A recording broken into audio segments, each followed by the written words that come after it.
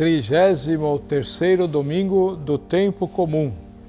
Levantai a cabeça. O penúltimo domingo do ano litúrgico fala do fim dos tempos, meta final para onde Deus nos conduz. Isso nos dá esperança e coragem para enfrentar as adversidades e lutar pela vinda, pelo advento do reino de Deus. O livro de Malaquias, capítulo 4, e o dia do Senhor, mostra o povo de Israel que volta do exílio com as promessas maravilhosas de um reino de paz, de bem-estar e justiça, mas vê o contrário e cai na desilusão. Malaquias, profeta, fala de conforto e esperança. Deus não abandona o seu povo. Ele agirá na história, destruirá o mal, fará triunfar o bem e a justiça. Mais que medo sobre o fim do mundo, fala-se de esperança em Deus para enfrentar os dramas da vida. Na segunda carta aos Tessalonicenses, capítulo 3, a comunidade de Tessalônica era perturbada por fanáticos que pregavam o fim do mundo próximo e que não valia a pena continuar trabalhando. Paulo testemunha o seu trabalho e acrescenta: quem não quer trabalhar também não deve comer. O trabalho é o melhor jeito de preparar a vinda do Senhor. No Evangelho de Lucas, capítulo 21, o discurso escatológico mostra 3 momentos da história da salvação: a destruição de Jerusalém, o tempo da missão da igreja e a vinda do Filho do Homem. Quando Lucas escreveu o Evangelho, 50 anos após a morte de Cristo, havia fatos terríveis: guerras, revoluções, destruição do templo, perseguição dos cristãos pelos judeus e romanos, e parecia o fim do mundo.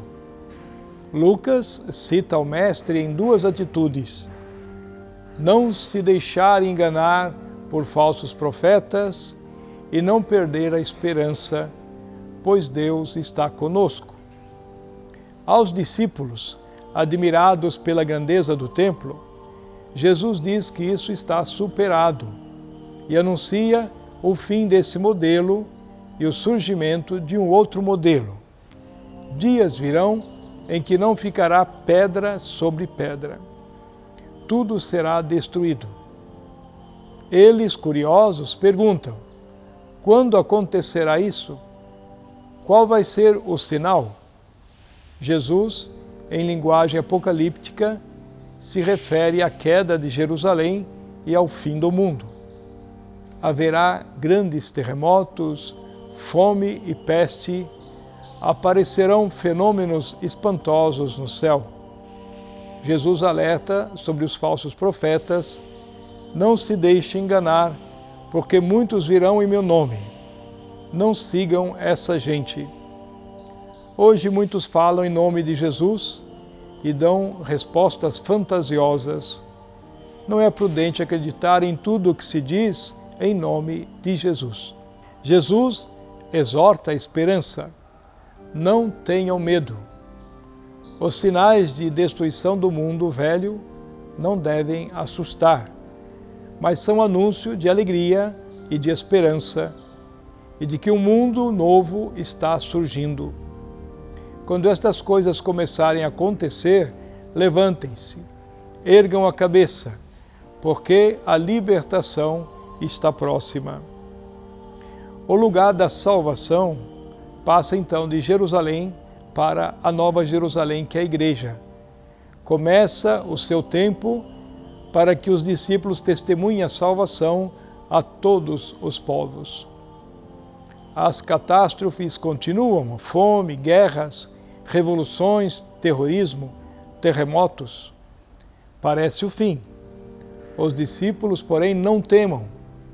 Há dificuldades, mas eles têm a ajuda e a força de Deus. Nesse discurso escatológico, Jesus define a missão da igreja: dar testemunho da Boa Nova e construir o reino de Deus.